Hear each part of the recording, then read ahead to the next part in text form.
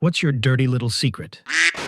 When I was in grade 1, someone close to me made wee woo fire truck sounds in class one day. He kept doing it during a test until the teacher warned them that they would face detention if they did it again. I was the one who wee wooed his last wee woo, not him. Story 2. Father of all daughters here, all in their teens. I do the grocery shopping and cooking. When I go to the grocery store on Sundays, I always go to Wegmans just before lunchtime. I go to the sub-making station and order a sandwich, and then I sit all by myself and eat it while looking over sports stuff on my phone. It's just a little bit of quiet me time, and no one in my family knows I do it. I know. I'm a real savage. Commenter, I do something similar. Live with my wife and our self-sufficient adult daughter who's a nurse.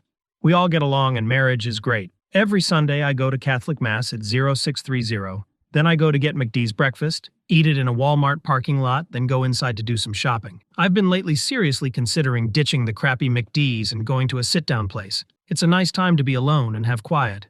Story 3. A guy at my old job gave me a scratch-off lottery ticket, so I'm sitting alone in my cube, and I scratch it. It's a 10K winner. Now we have the obvious situation. Do you jump up and yell that you won, and then comes the awkward part of the gifter, wondering if you're going to split it? Or do you say it wasn't a winner and avoid the drama? Coworker stops by and asks if I scratched it yet. I hadn't made up my mind on what to do yet, so I said no. He left. My heart is beating like crazy. Did I just win 10 grand? Yeah, I'm gonna just say it wasn't a winner next time coworker drops by. I'm looking at the ticket and consumed by possibilities. I feel kind of like Gollum at this point. I turn it over to see how to redeem it, and yeah, it was a prank ticket. Thank God I saw that before he stopped by again. I would have looked like such in a hole, and I would have been. Commentaire? These seem like a good idea, but devastate the recipient. Gave one to my brother at Christmas, and he started talking about all the debt he had in front of the family, only to find out it was fake. Story 4. Before my husband and I were together, we had a pumpkin soup making contest, a few years in a row where we would swap flasks of pumpkin soup around Halloween time. It was pretty wholesome. Yes, we were in love and didn't know it. Anyway, I was eager to impress, and while my pumpkin soup tasted great, it was a weird green color, so I added a couple of drops of concentrated orange food coloring. He remarked on how amazing it was that I'd got it so orange and how much he loved it. I didn't tell him. I then had to put food coloring in my pumpkin soup every year, hence. He looks forward to pumpkin soup night and we make a big thing of it, and it's one of our favorite traditions. I still have to put food coloring in to get that orange color he likes. I'll never tell him. Commenter? You need to note this in your will. If you pass first, he will want to make your soup to remind himself of you, but he'll think it's wrong without the color. And maybe he'll find it funny you cheated a little. Story 5. I can't remember if my sister's birthday is the 6th or 8th of August. I get around this by saying, "It's your birthday week. Let's go out for lunch." She's 75. Way too late to ask for clarification. Story 6.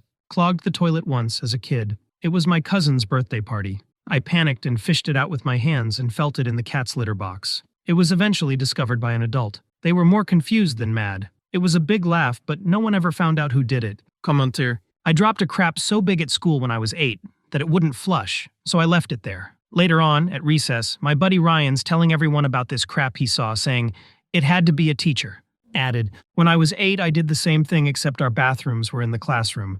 And for some reason, I was terrified of my classmates hearing me flush again to try to get it to go down. So I picked it up with toilet paper and threw it away. And then, like 15 minutes later, the teacher found it and blamed it on this kid, Ricardo." Story 7. I'm blind in one eye. Was born that way. The eyeball itself is fine, but my optic nerve never fully grew. You wouldn't know it from looking at me. Only one person has ever figured it out without me telling them. My family and close friends know, but I tend to hide it from bosses, co-workers, etc. Honestly, it's more just something I'm so used to that I hardly think of it. I don't know any differently, so I've adapted to it perfectly. I always thought what I had was exceptionally rare. Cheers to all my fellow Cyclops and people with different levels of blindness. I don't normally share my little secret, but I'm glad I did here. It was in school, and some kid behind me was trying to bug me by sticking his hand in front of my face. Except I didn't realize it because he kept doing it to my blind side until he went far enough that I saw it with my good eye. He was bewildered and asked me if I was blind in one eye, and well, I had to give up the beans at that point. Story 8. I slashed my coach's tires after she had encouraged me to buy a horse that was lame and then tried to cover it up. She took a huge commission on the sale. I ended up having to put the horse down, lost most of my savings, and took a huge confidence knock in the ring. I'd do it again. Story 9. I went on a hiking trip with 3 friends to Tenerife to explore the island's natural parks and the Teide volcano. We were planning on a hard hike, 1,300 m elevation gain, for the 3rd day after 2 days of long, but not too difficult hikes. Average gain 600 m. We told some of our friends about it, and they were impressed by our commitment. On the third day, we arrived at the hiking spot, and after the first 400 m, we decided to go back and get a cable car to the top of the volcano. We faked pictures and all agreed on a version of the story to make it look like we did it for real to friends and families. We literally called that our dirty little secret. No regrets. Story 10. I have hyperacusis or golden ears, essentially crazy Superman hypersonic hearing. Dog whistles, yup, can hear them. That stupid chiller bearing that's squeaking in the data center. Yup, I hear it. Oh, you whispering across the room, I get every word. Fine, put your earbuds in, and I can still hear the music. I have to sleep with hearing protection because I can't easily filter out anything, though I've found a white noise of the humidifier in the winter helps. I wear loops at times with the strongest blockers in, and it makes the world more manageable. When I was in my early 20s, I had to get my hearing tested for a job, and I remember I just kept raising my hand, and eventually, a guy came in and said, "Okay, you just raised your hand for sounds that dogs would have a hard time hearing?" Now into my 40s, my hearing has dulled asterisk a bit, but not much. I do have to say, the death of the CRT was a life changer for me. Story 11. When I was a teenager, my grandma came to visit, and she wanted me to show her my room. She was just trying to be nice and connect with me because I was in my rebellious teenage phase. She noticed that my desk was all dirty and dusty, so she wanted to give me some cleaning tips. She said, "You can use a dirty shirt from your hamper to wipe the dust off," and she proceeded to grab an old shirt that I used as a rag after joking. It had been recently used, so there I was, in my room with my grandma, her hands on my desk wet with my white liquid. I honestly don't know how she didn't realize it just by the smell, but bless her heart, she never noticed or said anything. Ever since then, whenever I did myself good and used the shirt to wipe myself off, I'd put it at the bottom of the hamper. Story 12. I like to go to Cece's Pizza for my birthday. I have done this since I was a kid. No one else wants to go there and complains when I bring it up. So for the last 10 years or so, I let my wife pick where we go for my birthday dinner. Then I go eat Cece's the next day for lunch by myself. No one else knows.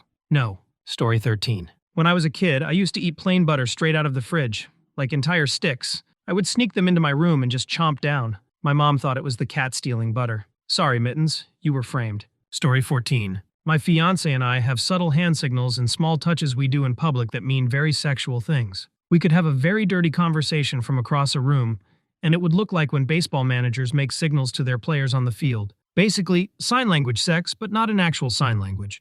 Commenter.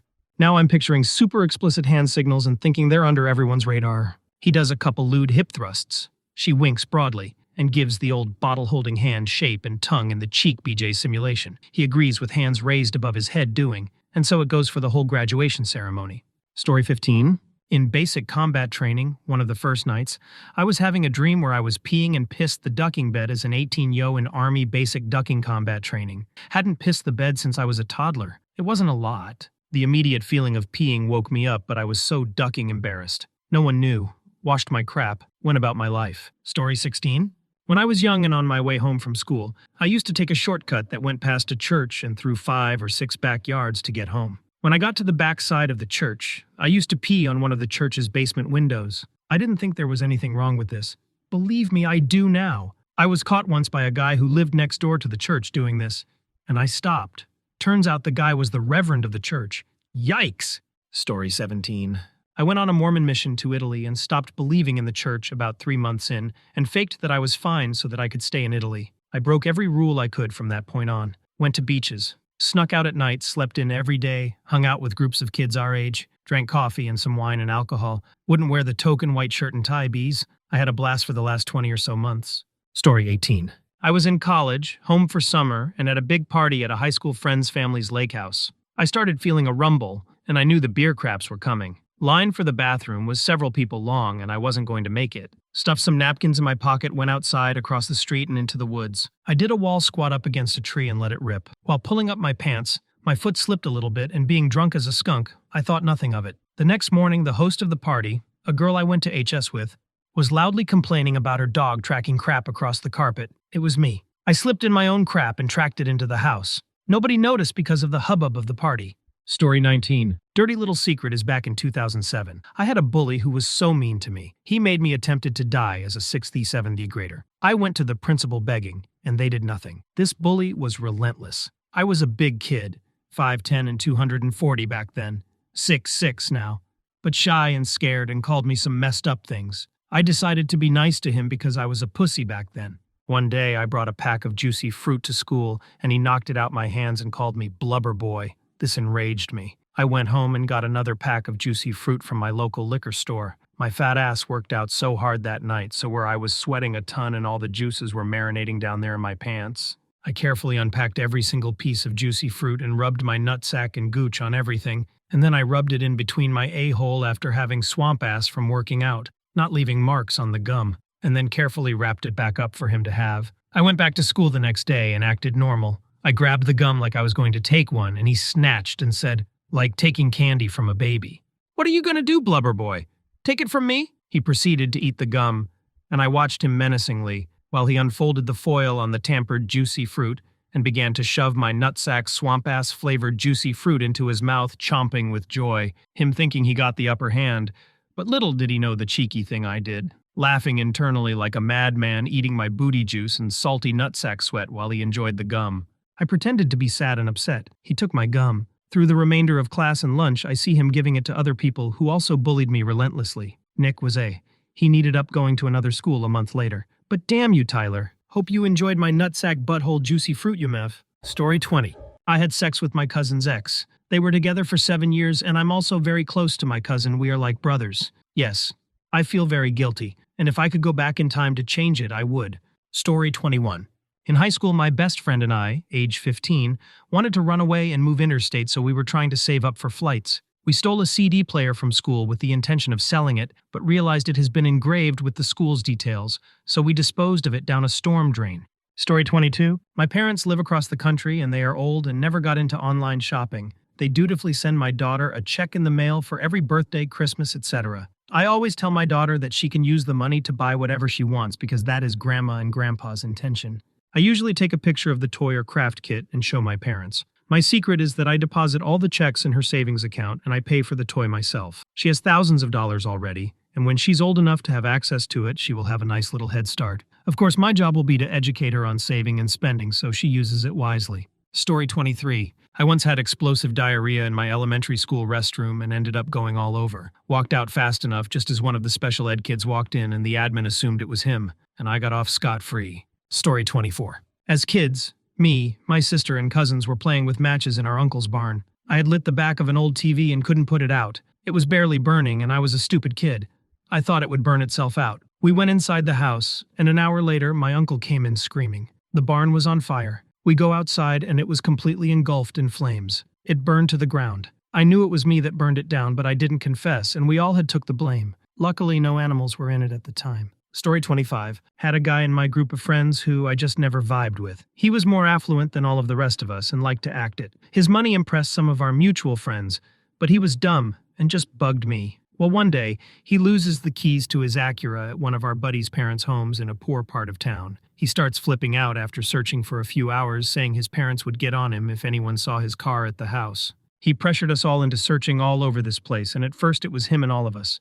Then it was mainly bossing us around until I had enough and said I was done. It didn't take long for the rest of the group to stop. He flips out and basically shows his true colors and starts talking crap about everyone there. We were all poor and stupid and so on. Said some real nasty stuff about our friend's girlfriend and then about another guy's sister who is mentally handicapped. Eventually he left.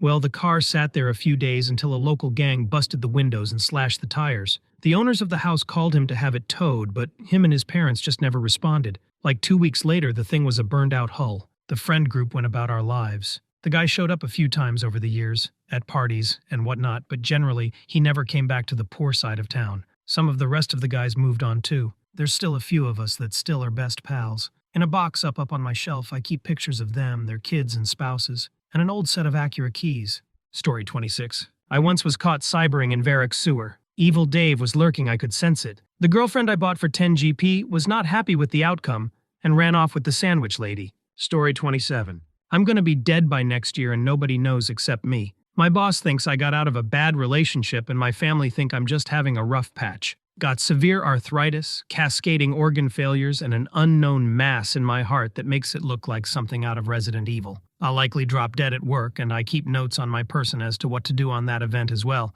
and enough cash to get it all started. Story 28. At a friend's party, hosted at her mom's place, after a couple drinks, felt bloated. wearing pantyhose, underwear, and shapewear, went into the bathroom and took off some layers, rolled them up, and stashed them under the sink. I planned to come back for them before leaving, but completely forgot about it. Fast forward a couple weeks later, my friend mentions that her mom and stepdad were having some marital issues and mentioned her mom suspected he was cheating because you guessed it. She found some intimates hidden in the bathroom, and I should have said something, but I was so embarrassed and couldn't own up to it. I felt horrible about this for so long. Well, turns out he was actually cheating after him confessing to it after some other evidence came to light. They are now divorced. Story 29. One day I was flat broke in the grocery store trying to figure out how to feed my family for 4 more days until payday with $11. I turned into an aisle, and there was a $20 bill on the ground. I just about ran over there and scooped it up and shoved it in my pocket in one swift movement. A wave of relief washed over me, and I felt a tear welling up in the corner of my eye.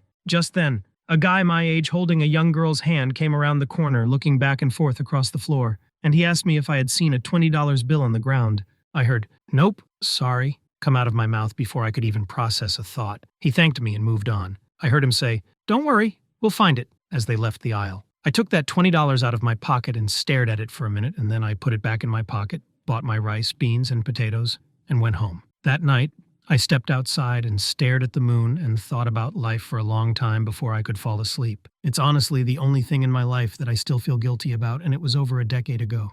Story 30. One time I went to a Walgreens and ripped a silent fart that was a mix of the smell of an old person's home, and when a lake has just started to dry up for the year and all the seaweed is starting to rot. At that same time, a little girl ran around the aisle and totally saw and heard the entire ordeal. Her mom came around the corner and immediately blamed her daughter for the fart that you could not only smell but taste all the way in the back of your throat. The little girl starts to blame me for the fart, rightfully so, but the mom isn't hearing any of it. This is all happening so fast as I'm still feeling the warmth between my cheeks and praying this doesn't become a swap into a new pair of underwears situation when the girl finally breaks down and apologizes to me for the fart. Again, all happening way too fast for me, so I do the only thing I can think of that will get me out of the situation. I look at the mom, then down to the girl and say, "That's okay, the girl and I both know what I did that day." We locked eyes and I believe that is her evil origin story. Story 31. In first grade, I had a best friend. We bonded over this book called One is the Sun, and I used to love reading it. Well, the book went missing and he blamed it on me. He called me a meanie and said we were never going to be friends again because I stole the book and hid it.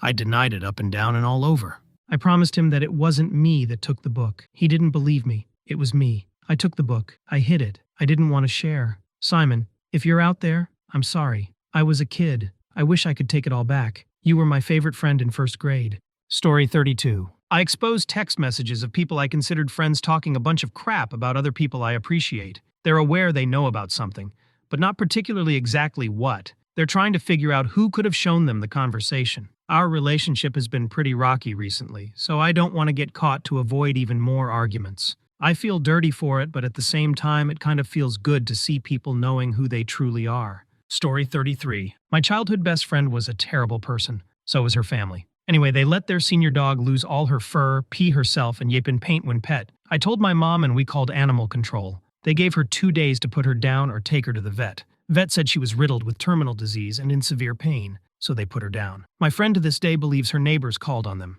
Not me. I'm not sorry. Story 34. I got in a wreck and am now scared to drive. I have hidden that I'm not able to drive from my entire corporate office for over 3 years. My wreck happened during COVID, so my customers got used to the Teams calls and I became more productive being able to see more clients virtually than driving all over the place. During the once every 3-month visit, when my manager comes up here to my office, my husband will drive me to my office while my son is driving my car. We will leave my car in the parking lot overnight, and all 3 ride home together. The next day, my husband will drop me off at the office before my manager arrives. I will work late until the manager leaves, and my husband will come pick me up, and my son will come pick my car up, and we will repeat this 3 months later. Story 35. I was probably 12, 13, running late to a class, across a field towards a portable classroom. A kid I absolutely loathed was running towards the main building where I had come from, roughly 50 feet to my left, and I had a penny in my pocket. Something possesses me to mid-stride whip this penny at this a whole kid like a sidearm frisbee throw because what are the actual odds that I'll hit him? It's an impossible throw.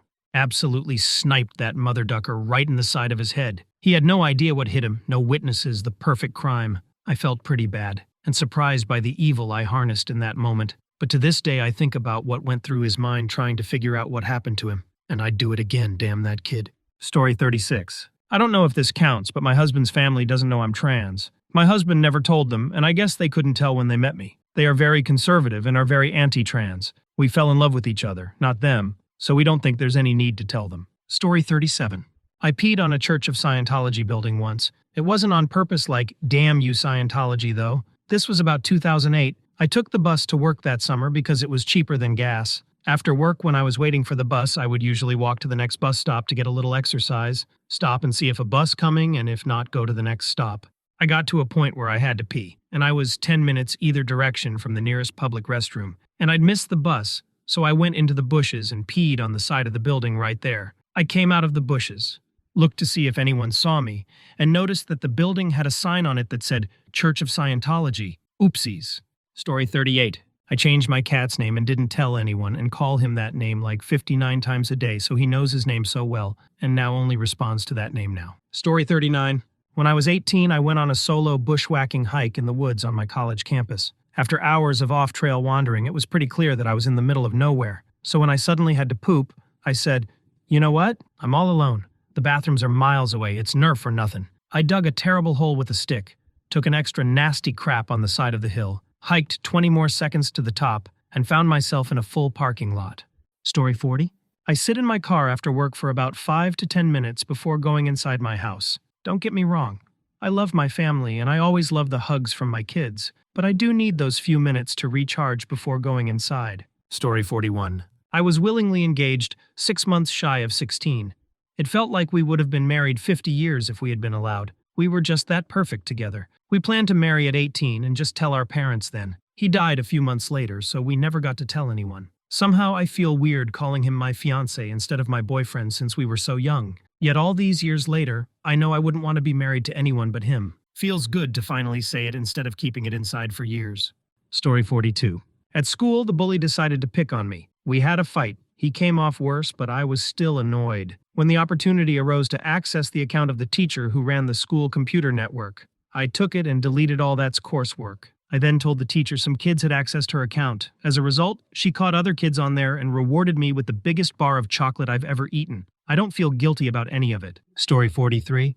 When I was in the first grade, we used these tiny plastic teddy bears for counting exercises. I slipped one in my pocket and kept it in a drawer at home. The following year, we learned about the 10 Commandments, raised Catholic. When I learned that stealing was a mortal sin, I immediately thought of that tiny plastic teddy bear and guilt set in so heavily. When I got home, I dug a hole in my backyard and buried the bear to try and hide my sins. Never confessed for it in confession either. Story 44. One time as a kid riding my bike, I couldn't hold it, and I just whizzed all over this guy's brick mailbox. They came out midstream with the whitest, "Can I help you?"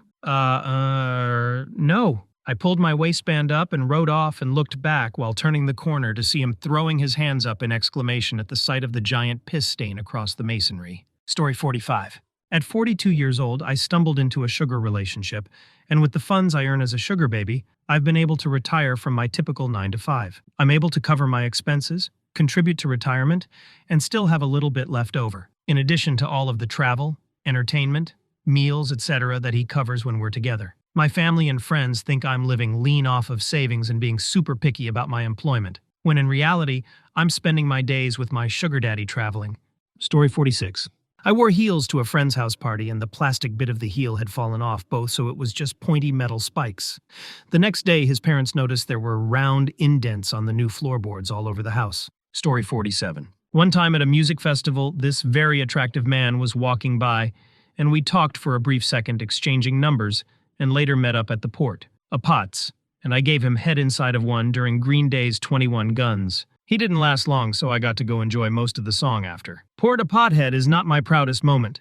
Story 48. When I was living in an apartment complex like 13 hours ago, some dip crap kept parking in my assigned space, so I brought a plastic bag me and picked up a fresh turd when my dog pooped and rubbed it on his red Corvette on the door and handle of the driver's side. No regrets. Story 49. When I was a kid, a friend's parent gave me a lie, and I was holding chalk. I ate the chalk by accident, and I kept a completely straight face while I slipped the lie into my pocket because no one seemed to notice. It was a small piece of chalk. It tasted so bad, too. Story 50.